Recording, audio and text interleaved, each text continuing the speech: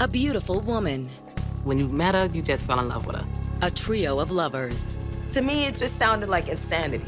There's the baby daddy. With or without me, she's gonna have this baby. Mr. Wrong. He put her face in the car door and just kept slamming it.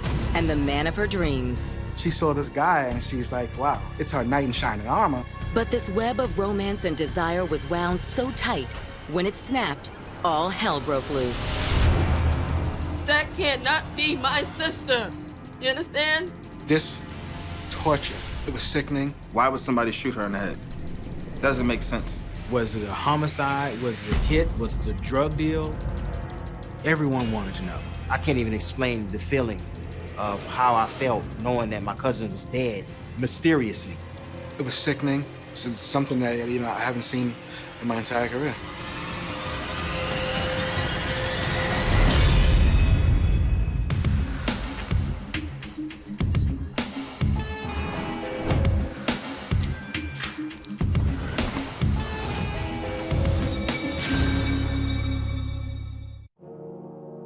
December 3rd, 2013. It's a cold Tuesday morning in Queens, New York, but at 10:30 a.m. at the Jamaica Medical Center, the crisp winter air is pierced by the sounds of chaos. Somebody help! Help, please! She's been shot! Two Good Samaritans drag the lifeless body of a woman into the emergency room. There's a gaping wound on her forehead. She looks horrible. It was messy. I mean, the body was badly injured. Tell me what happened.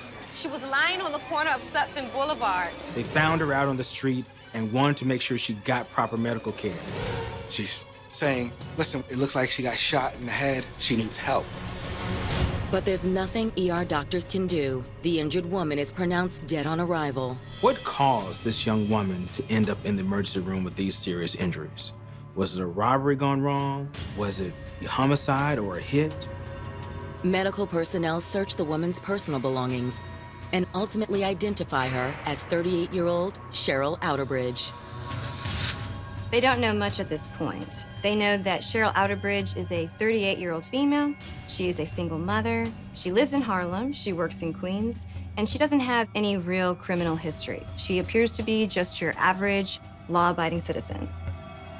So how did this unassuming, law-abiding woman from Harlem wind up shot dead on the streets of Queens? It was shocking, but at the same time, it's kind of like you can get away with murder in America. Sheryl Outerbridge was born in 1975 in Harlem, New York.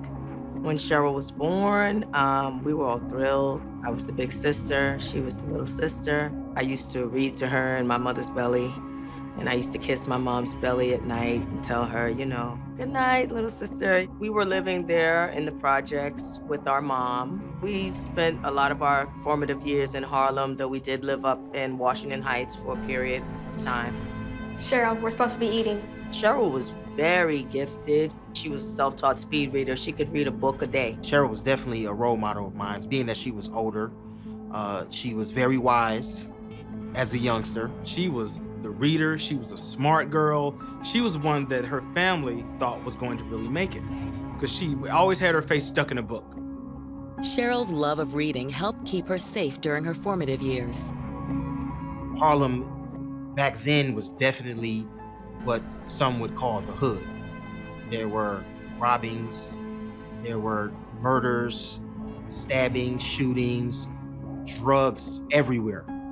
You're talking about back in the 80s. So it was kind of rough, but at the same time, when you're a child, you don't really notice everything. The crack epidemic was out of control, and that's where she was raised. So this is the type of environment that she grew up in, which was probably magnified living in the actual projects. That's basically how it was. Cheryl's mother even succumbed to a crack cocaine addiction of her own, which forced young Cheryl to grow up quickly. Mom was completely out there on drugs, and so she really was not able to give Cheryl any kind of support, as the family structure should be. She's sort of a child that has to bring up herself, so you have to adapt. You have to adapt to the streets, you have to adapt to a lot of things. So in Cheryl's case, she had to grow up quickly, and she had to learn quickly, and she had to learn on her own. Cheryl just turned inward somehow, and she pulled up the strength to get herself to a somewhat stable environment and level of living in life.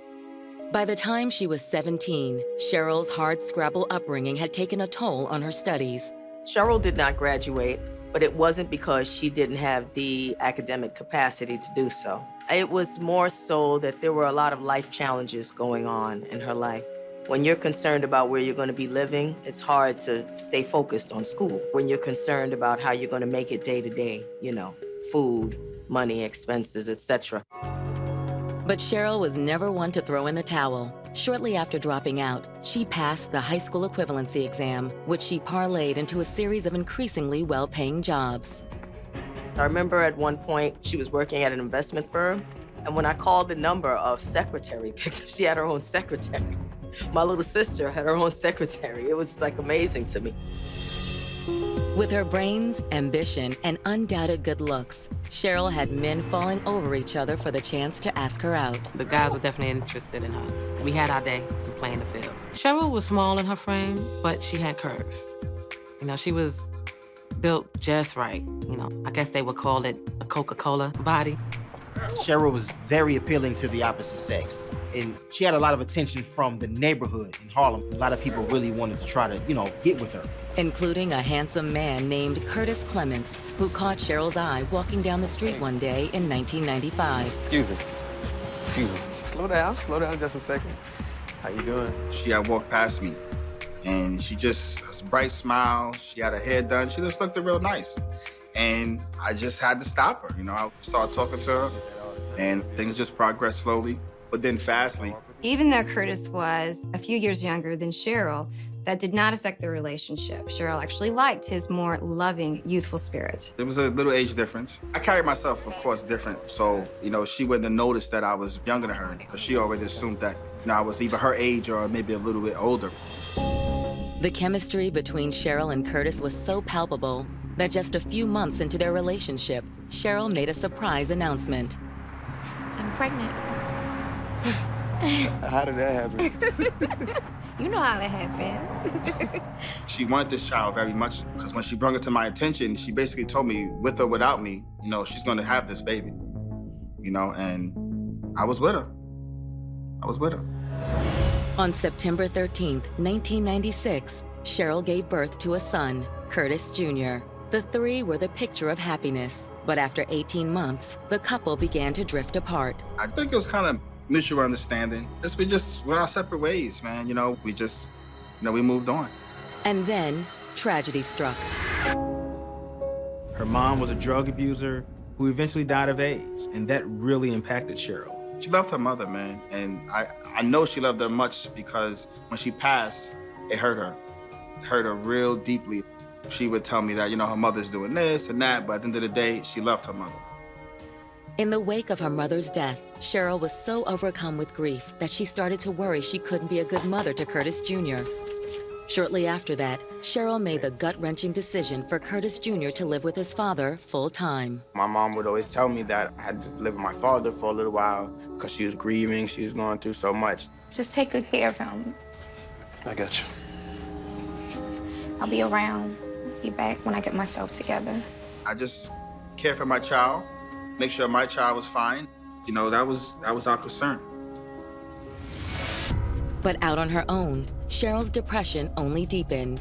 And as weeks turned into months and then into years, Cheryl made a series of poor choices about the men she dated. There were other guys that she was seeing later on, and these guys were terrible. They carried the air of trouble, street guys, maybe even selling drugs or something. They did gang activity. What's up, man? So look, everybody, Cheryl, let me get another drink. Let me get it. Come on now.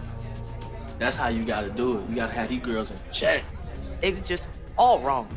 Not the direction you want to be going, you know, when you're trying to get your life in order. When I would meet these fellas, you know, I was very uncomfortable. These were just bad guys, honestly. At a party one night in 2010, Cheryl's poor choices caught up with her in a terrifying way. She was at a party, and the guy who she was with at the time was conducting himself in an abusive manner. He's yelling, he's being obnoxious, he's being abusive. Cheryl, get your ass over here. Cheryl! He's so loud. Talking about so loud, girl. You better hurry up. You're drunk, Right. Wrong with you. You ain't my mama, girl. and I don't want to be, You know. and I'm leaving. Girl, look, you ain't about to go nowhere. Showing off money. Hands off of me. What's wrong with you? Take a seat. Relax yourself. You good now? I'm good. Take a walk. That's the type of protection that Cheryl wanted. She's overwhelmed. Here's this guy who is, you know, he's such a gentleman. You know, he's a hero. He saved her from a potentially, an abusive relationship. And these type of men she's never seen before. Here's this nice, suave, debonair guy who's like a savior who stood up for her and fought for her. You okay? I'm Malik. All my friends call me Bishop. Nice to meet you, Bishop.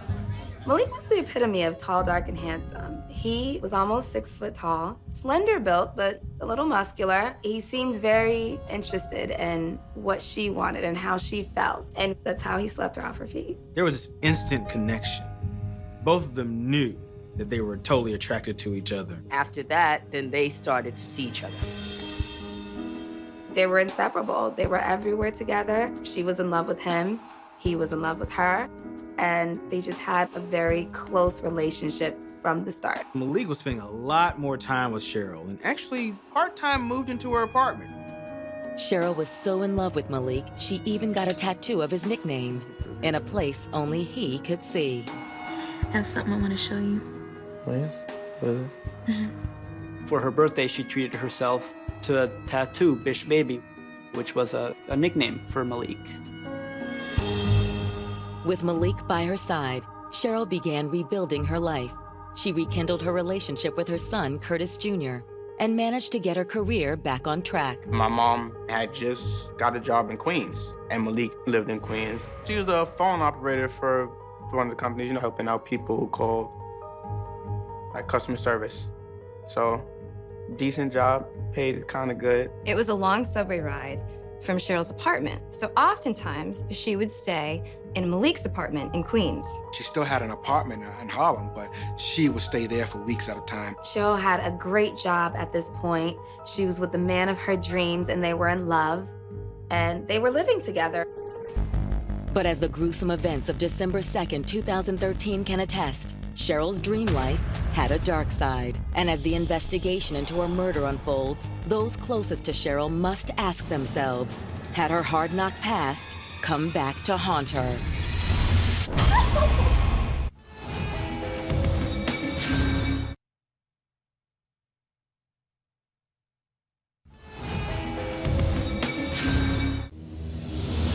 Harlem resident Sheryl Outerbridge had weathered more than her fair share of tough times. But thanks to the love and support of her new boyfriend, Malik, aka Bishop, Cheryl's life seemed to be back on track. Cheryl is captivated by this guy. In a way, it's like a breath of fresh air. Imagine you've only been in abusive relationships, and then this guy comes out of nowhere and saves your life, essentially. She probably was in love at that point. Which makes the gruesome scene at Jamaica Medical Center all the more terrifying. They found her out on the street with severe injuries. They picked her up and they took her to the hospital, and they think that she had been shot. She was dead upon arrival. The coroner's office summons Cheryl's family to the hospital for the grim task of formally identifying her body. I don't even want to describe it because it was so horrible. But what happened was that when I first looked, I didn't believe that was my sister, and I thought that they had made a big mistake. But I saw her hairline. And I knew suddenly that that was my sister because I know my sister's hairline, which is something that only a person who knew you your whole life and loved you would know. And that's when I knew that that was my sister. But as Cheryl's family comes to grips with their loss, the question that's gnawing at them is who would shoot Cheryl and why? No one was hostile to my mom. I can honestly say that I don't recall my mother having any enemies that seen or heard of. Everyone loved my mother. They think they have a shooting on their hands based on what they're seeing on the outside of Cheryl. They think maybe it could be a drug deal gone wrong. Jamaica, Queens was notorious for, being associated with drugs. A robbery could take place anywhere. Within minutes after Cheryl is pronounced dead, NYPD investigators arrive at Jamaica Hospital. Their first move is to obtain a statement from the Good Samaritans who carried Cheryl into the hospital, Devani Wilkerson and her brother, Andre. Me and my brother, we were riding down Sutphin and Archer. That's the corner where the subway is, right? Yes, it is. Right. She was just lying there on the sidewalk, bleeding. Once they get the information from Devani, police went to the crime scene. Once at the scene, investigators begin combing the area for signs of gunfire. They want to know if maybe it was, maybe a stray bullet, maybe. They want to see if they find shell casings, anything that would link them to answers of what happened to Cheryl. Unfortunately for investigators, the search of the scene comes up empty. With no ballistic evidence to be found, patrol officers fan out to see if nearby residents can shed light on what happened. They couldn't find any witnesses, and Sutphin Boulevard is a busy commercial area. Just didn't add up. It's sort of like, let's just say, Times Square. You know, you can't shoot somebody in Times Square without having witnesses. Which to police calls into question the validity of Good Samaritan Devani Wilkerson. The police go back and they question Devani again. They want to know, okay, what really happened? But before police can re-interview Devani, the coroner's office releases information that cloaks the case in even more uncertainty. Who is that? That was the coroner. It appears Cheryl Outerbridge didn't die of a gunshot wound, but of blunt force trauma. The coroner examined Cheryl's body and determined the manner of death: homicide by blunt force trauma to the head and the body. This is not even a gunshot wound. This is blunt force trauma to the head. Someone did this to this lady. Beatings are personal. Whoever murdered Cheryl Outerbridge most likely knew her. They had a personal connection to her, and they wanted her dead in a major way.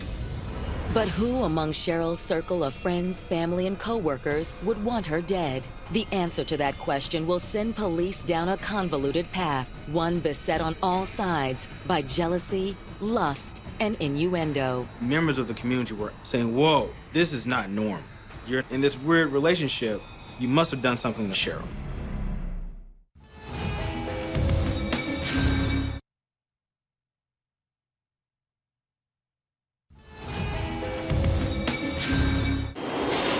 After years of struggle and heartbreak, things seem to finally be looking up for Cheryl Outerbridge. With a good job, a beautiful son, and a loving boyfriend named Malik, who she affectionately referred to as Bishop. But that was all taken away by a lethal gunshot wound to the head, or so police were led to believe. These people who brought Cheryl to the hospital told the medical professionals that there were gunshot wounds. Shot. Please help her, please. But medical professionals realized there are no gunshot wounds here, that she actually died because of blunt force trauma. Once the hospital was able to establish that Cheryl indeed wasn't shot, she was actually beat to death, things moved in a different direction. There just didn't seem to be too much planning in this murder. It seemed to be, I guess, maybe rushed or chaotic. I guess the term would be a crime of passion. Investigators are hoping to re-interview Devani Wilkerson and her brother, Andre. They were the ones who brought Cheryl to the hospital and informed the ER staff that she'd been shot. But since the general consensus is that Cheryl's death was a crime of passion, they also want to take a harder look at Curtis Clements Sr., the father and primary guardian of Cheryl's son, Curtis Jr. Investigators look at Curtis Sr., but they quickly realize that they're barking up the wrong tree because not only does he have an airtight alibi, but he seems to still very much genuinely care for Cheryl. He has a vested interest in having a stable, healthy relationship.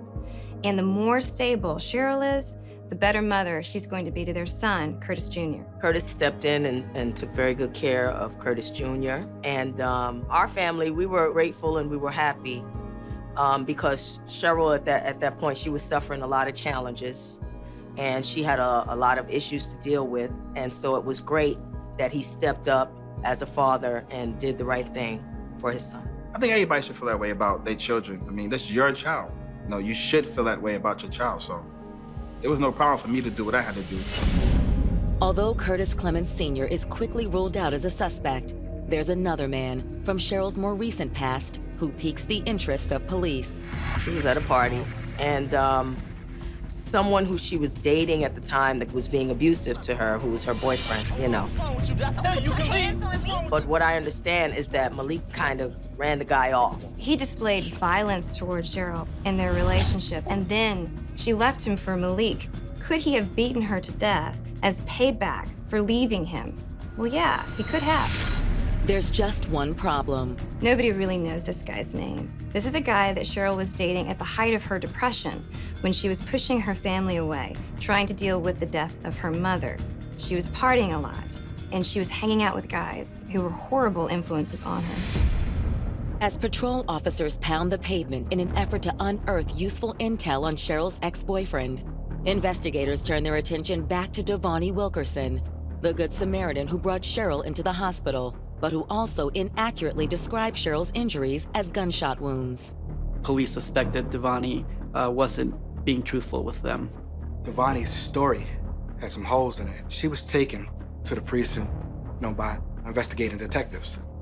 We just got the report back from the coroner. Cheryl Outerbridge did not die from a gunshot. What? Is there something about Cheryl's death that you're not telling us? And that's where the story comes out. You're right. I wasn't completely honest with you. It's about Cheryl's boyfriend, Malik. There's one thing that Malik left out, that he's married. Did Cheryl know that Malik was married? Yeah, she knew. From there, they started to put the pieces together, right? Devani wasn't a stranger, she wasn't a good Samaritan. She knew Sheryl Outerbridge. But what exactly was Devani's connection to Cheryl, or to Cheryl's married boyfriend, Malik? As detectives press Devani for details, they uncover a shocking twist that will turn the entire case on its head. They were a couple in love with each other, but there was one thing that nobody saw coming that was in their relationship.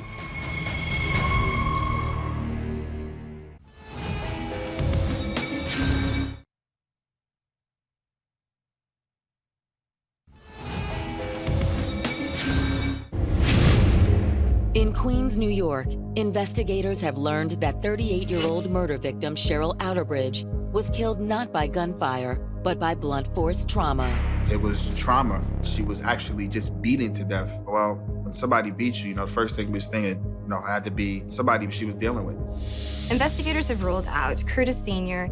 as a suspect. This is the father of Cheryl's son, Curtis Jr. They are now in the process of trying to find a more recent man from Cheryl's life, a man that beat Cheryl the night that she met her boyfriend, her current boyfriend, Malik. But they're having a hard time doing so. In the meantime, police have brought Devani Wilkerson back in for additional questioning. They want to know, okay, what really happened? There's no crime scene, and the medical staff says that this is not a gunshot wound. So what actually happened? It's during this follow-up interview that Devani makes a startling revelation. I'm Malik's wife. Devani tells investigators how Cheryl ultimately discovered that the man she affectionately called Bishop was married to another woman. When Cheryl met Malik, at the beginning, he didn't tell her he was married. He kept that a secret. And so everything was so perfect at the beginning. Then Malik told her the truth. Cheryl had fallen in love with a married man who was still living with his wife. So what was Cheryl going to do? Was she going to drop the relationship? Or was she going to keep going forward with this married man? She found out, and he introduced the whole polyamorous, relationship. And you were okay with Malik asking her to move in with you two? I was cool with it. I liked her from the very first moment I saw her. Malik's wife, Devani, met Cheryl. And Cheryl became extremely fond of Devani. Devani tells detectives that over the course of the next several weeks, she and Cheryl grew close, extremely close. And what happened next just felt natural for the both of them, as well as Malik. I don't know exactly when the three-way relationship started, but at some point it did start, because that's exactly what it was, a three-way relationship. She didn't run from the relationship with Malik. Cheryl saw it as a relationship with two people, but she was okay with. because she was now getting love from not only one person, but two people. Their three-member relationship was picture perfect in so many ways. They took trips to the beach, they went to amusement parks, they went shopping together. It was like one big happy family. That's the whole story. Malik, Sheryl, and me, we loved each other. Devani's statement is a twist investigators didn't see coming, but it still doesn't explain what happened to Sheryl. So, Devani, how did Cheryl end up dead? Well, she got mad and went out that night. Devani tells investigators that Cheryl went out for a few hours, and that when she didn't come back, both her and Malik started to worry. Devani and Malik wanted to know where she went. They called her, and they heard male voices in the background, and they didn't like that. Hello? Sheryl, where are you? Cheryl. What? Cheryl? Who's that in the background? Are you okay? We gotta go find her. Malik and Devani went out looking for Cheryl. They went around the neighborhood in Jamaica, Queens, and they finally found her at this subway station. Devani and Malik, they get the help of somebody from her family, and they carry her and put her in the car. So Devani, Malik, Devani's brother, and a very battered Cheryl, they all get to Jamaica Hospital. Malik doesn't go in the hospital. He stays in the car. Somebody help! Somebody help me! She's been shot! She was beaten up so badly. We were so worried, we rushed her to the hospital. Did you have anything to do with her being beat up? Why would we bring her to the hospital if we had anything to do with it? Devani seems to be genuinely upset about Cheryl's death. And again, this did happen in a high-crime area. Investigators believe that this could have been a random act of violence. And if so, the killer is still at large.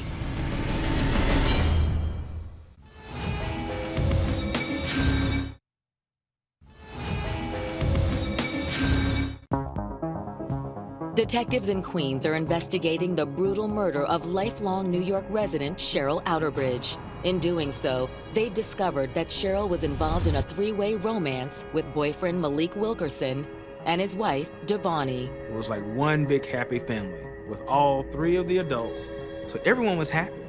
Everyone was excited, and everyone loved being together. In an interview with investigators, Devani Wilkerson has revealed that on the night of the murder, Cheryl left the house but never came back. When Malik and Devani tried to reach Cheryl on her cell phone, they heard the voice of multiple strangers, all males, in the background. They had gone out looking for her. They said that they'd found her and that she'd been attacked. It's a terrifying story, and if it's true, it means a vicious killer is loose on the streets of Queens.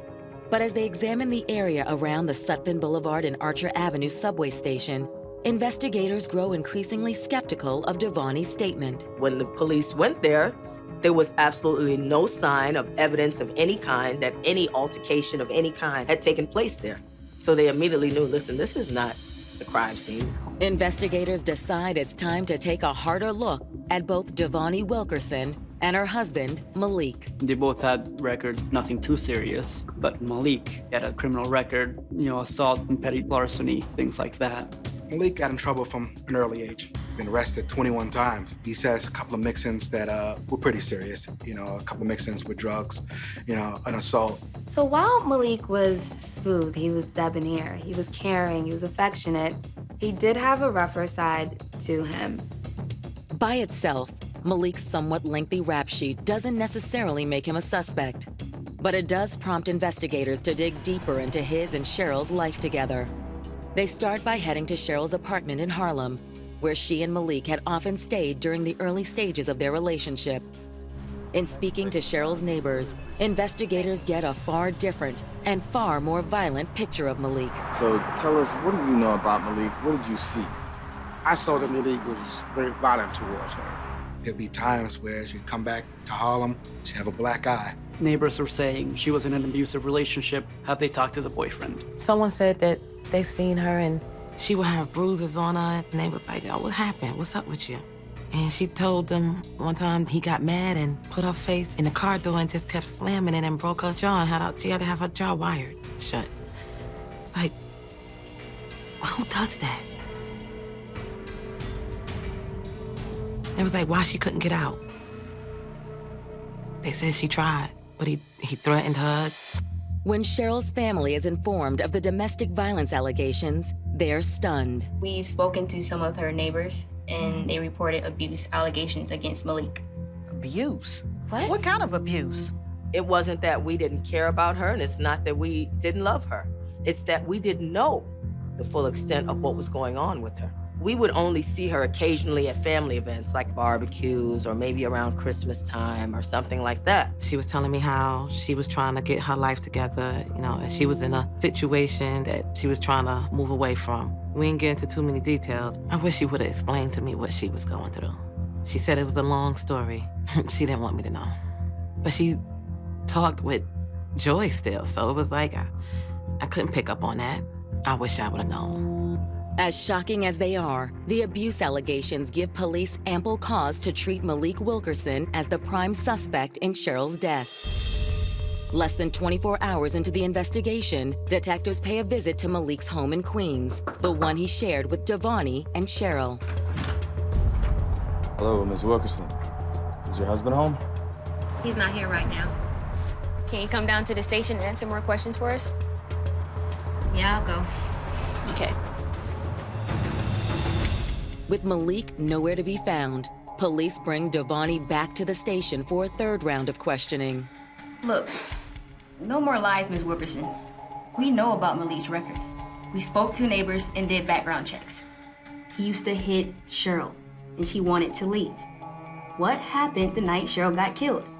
They put a lot of pressure on her to find out what the actual story was, and then from what I understand, they broke her pretty quick. We had a good family thing going on, and Sheryl had to up and ruin it. She wanted to leave us, but Malik said she wasn't going anyway. Domestic violence relationships are based upon fear and control. Malik instilled fear in Sheryl. She wanted out. Sheryl wanted to leave this relationship behind and move on to something normal. Malik and Devani said, "You're not leaving. You're staying with us." According to Devani, Malik threatened to kill Sheryl if she ever tried to leave, and for several weeks, his scare tactics worked. Cheryl's going through a lot at this point. She's realizing that this relationship is not what she wanted. She's trying to work through it because she loves him. But by that time, the relationship was primarily between Sheryl and Malik. But on the night of December 2nd, Sheryl decided she'd finally had enough. Cheryl makes her way to the train station. She gets to Sutphin and Archer and gets a call from Malik.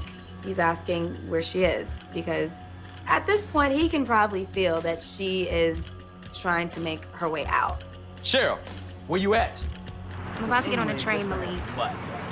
According to Devani, while Malik was on the phone with Sheryl, he heard male voices in the background, which made him even more incensed. I'm not stupid, okay? Who them dudes in the background? What dudes? He heard a male's voice, which enraged him, made things even worse because he thought that her part in leaving and not wanting to be involved was that she was being involved with another man. He heard some guys in the background in the train station, so he took it as she was talking to some guys. So that played a part, with him mentally, and he thought that he was being played. He ran to the car, and I followed behind him, and we looked for Sheryl.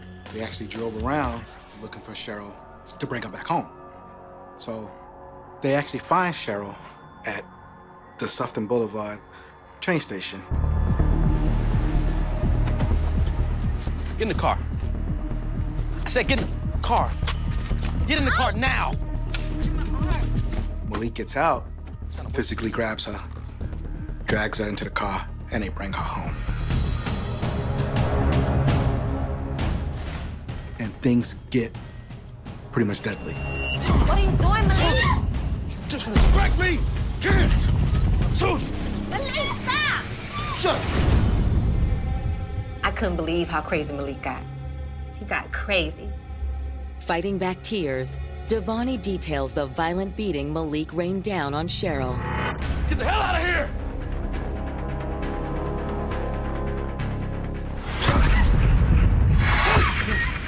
Devani says Malik took her back to their home, but she was beat with a bottle, a lead pipe, a paint roller, had multiple cigarette burns and scratches on her face and arms and legs. This torture, this was way over the top. It was ridiculous. It was sickening. Something that, I haven't seen in my entire career. 30 minutes of this horrible, horrible abuse. She passed out. They left my sister laying in the living room, and they decided, okay, we're going to bed now. And they went to bed and they slept all night. And the next morning, when he got up to go to work, he went to wake my sister, and that's when they realized that she was non-responsive. Cheryl. Cheryl, wake up. Cheryl, wake up. Devani. What? She's not breathing. Oh my God. Cheryl, wake up. Sweetie? That's when they decided that they need to take her to Jamaica Medical Center. Devani tells detectives that Malik stayed in the car while her brother helped bring in Cheryl. This guy is sort of like helping them, unknowingly, what they did, but helping them carry Cheryl into a Jamaica hospital emergency room. But by that time, it was too late. Devani says they made up the story about finding Cheryl on the street. Where's Malik now? In Pittsburgh with his family. He was running. When you do something wrong, you run. So that's what he was doing. And he was basically trying to put it off on her. So he said, hey, yeah, you take her inside, You take her inside, I'm gonna run. And let you deal with the problem. With Devani Wilkerson's confession in tow, police issue a warrant for Malik's arrest. But will they be able to bring him to justice? Or will Malik Wilkerson get away with murder? As detectives race to the Steel City, little do they know that there's still more to the murder of Sheryl Outerbridge than they could ever imagine. It's hard for people to keep a lie straight.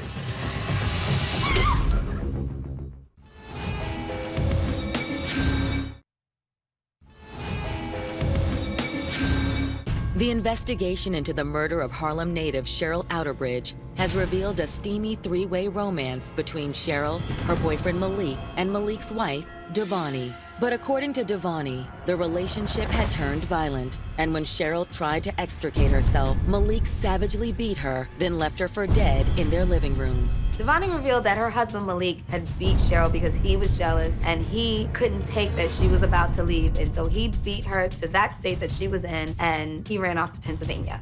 That's when the police started their search for Malik. Devani ratted out Malik. She told police it was all Malik's fault. I know where he is, and led them exactly to where Malik was going.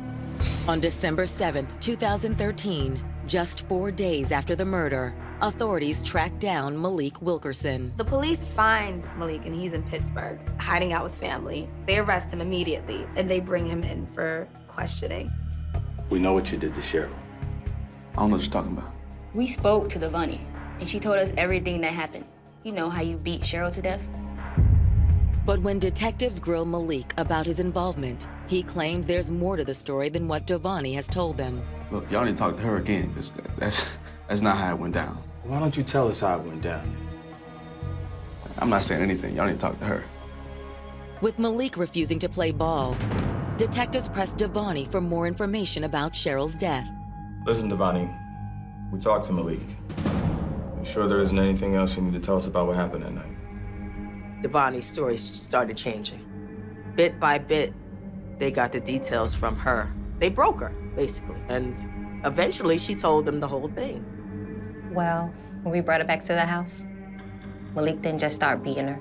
Rather, Devani claims she joined him in the attack against Cheryl. Trying to leave us, bitch? Well, not with my clothes, you not. Take them off her then. First thing that they do is they strip her, and you can visually see the tattoo on her buttocks. There it is. They both see it plain as day. Bish Baby tattooed on Cheryl's buttocks. And Devani loses it. How dare you! Malik is my husband. That's my nickname for him.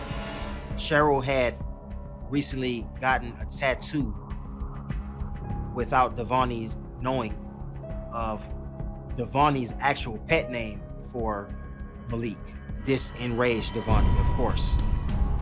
That is the pet name that she gave her husband. And how dare any other woman tattoo it on them. She was so resentful of the tattoo that my sister had got. She felt that that was a violation of their relationship. for my sister to have that tattoo on her body, and that was reserved exclusively for her. She took a beer bottle and she threw it at Cheryl's head and broke her head, causing a laceration. And then she picked up a pipe and she started beating her with it all over her body. Honestly, the whole thing is crazy to anybody who has a half a brain. The whole thing is crazy. I mean, you think it's okay to beat someone to death because of a tattoo, but yet you don't mind, you don't mind sharing the guy. It's just crazy. What are these crazy rules and regulations that they were living under? To me, it just sounded like insanity. It just sounded like insanity. Devani's motive was jealousy. Malik's motive was just pure obsession. This love triangle breeded jealousy. Jealousy on the part of Malik because he didn't want any other man dealing with his woman. It was jealousy with Devani because she knew that Cheryl was overstepping her bounds.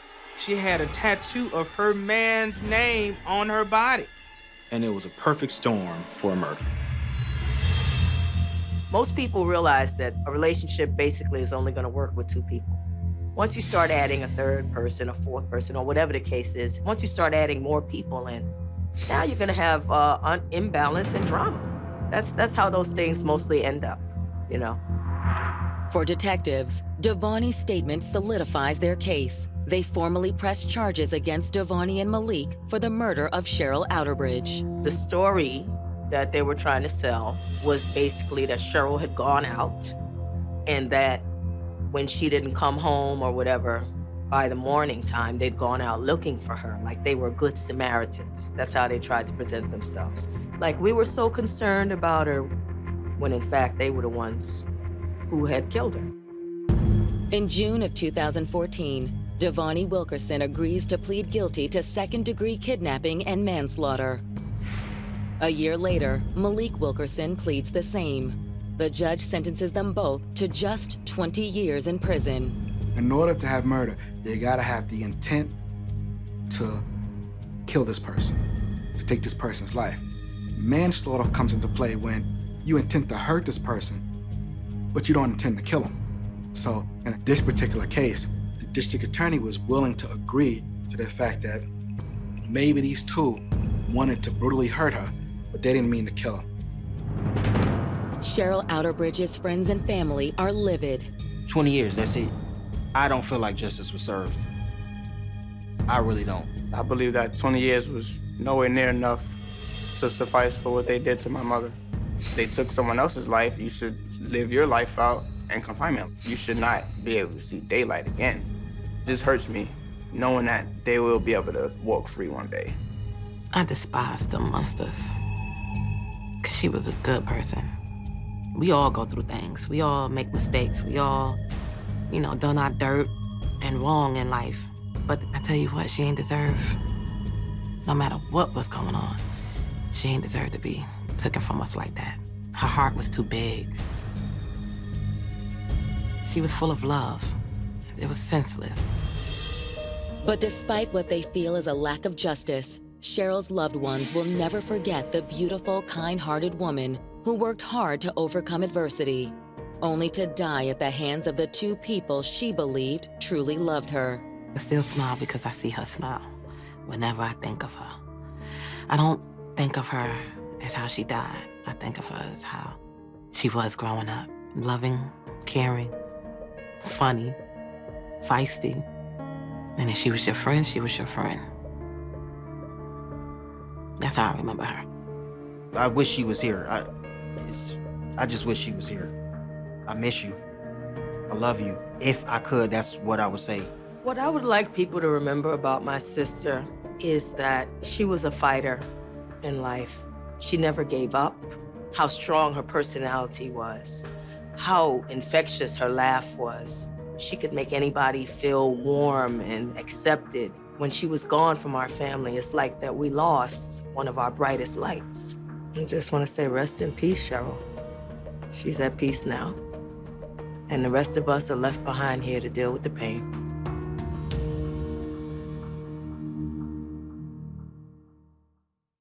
Abuse is never okay. If you or someone you love is in an abusive relationship, there is help available. Call the Domestic Violence Hotline at 1-800-799-SAFE.